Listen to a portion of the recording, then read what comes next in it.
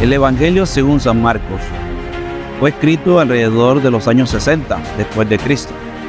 Es uno de los evangelios que se escribió de primero, teniendo en cuenta los otros 4 relatos, el de Mateo, el de Lucas y el del apóstol Juan, que fue mucho más tardío, cerca del año 5.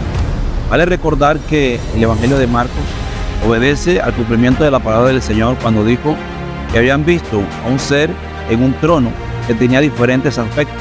El primero, dice la Biblia, que tenía un aspecto de león, el segundo tenía aspecto de buey, el tercero de hombre y el cuarto de un águila volando.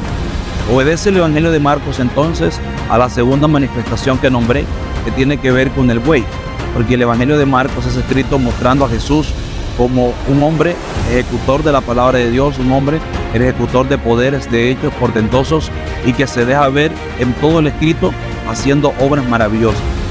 Notamos en la apertura del libro, que es la apertura, que es el inicio desde Isaías 43, cuando dice: voz que clama en el desierto, preparad calzada del Señor.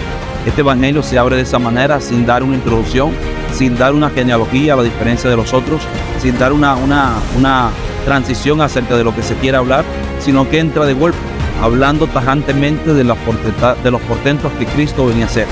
Y entonces anunció Cristo desde el Jordán: arrepentidos y creed en el evangelio. Y empezaba a amontonarse la gente a Juan el Bautista para ser bautizados por él. Y dijo Juan: es el Cordero de Dios que quita el pecado del mundo. Dice también más adelante que el Hijo del Hombre no vino a ser servido, sino a servir. Y esto refleja el espíritu del libro, que tiene que ver con un siervo sufriente. Un siervo sufriente que lo vemos sanando, que lo vemos liberando, que lo vemos ayudando, que lo vemos también rescatando y liberando a los oprimidos por el diablo. El Evangelio de Marcos guarda entonces aquellas premisas que muestra Cristo como buey, como siervo, para dar libertad al cautivo, para llevar sobre sus hombros el peso del pecado que nos asediaba a todos. El Evangelio de Marcos refleja el espíritu de Cristo siendo un siervo sufriente, siendo un hombre que sirve, que va adelante, y que sobre todo es dirigido al Imperio Romano y a los otros reinos subyacentes. Mostraba un Cristo siendo el líder, siendo un Cristo con poder, abanderado de su pueblo y abanderado también de la regeneración y la redención. El Evangelio de Marcos, a diferencia del de Mateo, tiene muy pocas enseñanzas, muy pocas parábolas, no tiene mucha referencia acerca de las enseñanzas, sino que siempre busca mostrar a Jesús haciendo. Siempre busca mostrar al Señor sanando y liberando en acción. Vale recalcar también que las últimas partes del libro tiene que ver con el escenario del juicio con Barrabás y Jesús, que es bastante dramático, es bastante llamativo en cómo se desarrolla.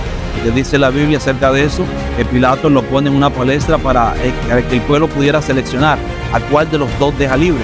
Y el pueblo entonces elige a Barrabás y dice: ¿qué haré de Jesús el Cristo? Y ellos dicen: sea crucificado. Mostrando esto un acto de misericordia y de gracia, porque Barrabás fue el primer hombre que pudo saborear de la gracia de Dios y de ese favor que el siervo sufriente venía a hacer.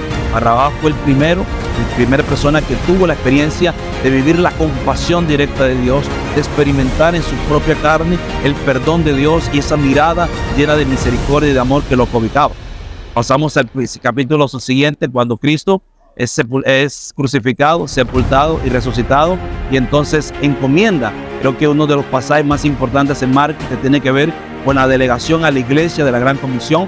Dice: toda potestad me es dada, por tanto id. Dice: finalmente se apareció a los 11 mismos y les dijo: id y predicad el evangelio a toda criatura. El que creyere y fuere bautizado será salvo, mas el que no creyere será condenado. Y estas palabras tienen total autoridad el día de hoy. Toda persona en el mundo que logra escuchar el evangelio y se salva, tiene la garantía de que es salvo y que es libertado de la condenación. El evangelio de Marcos es la salvación manifestada en Cristo Jesús.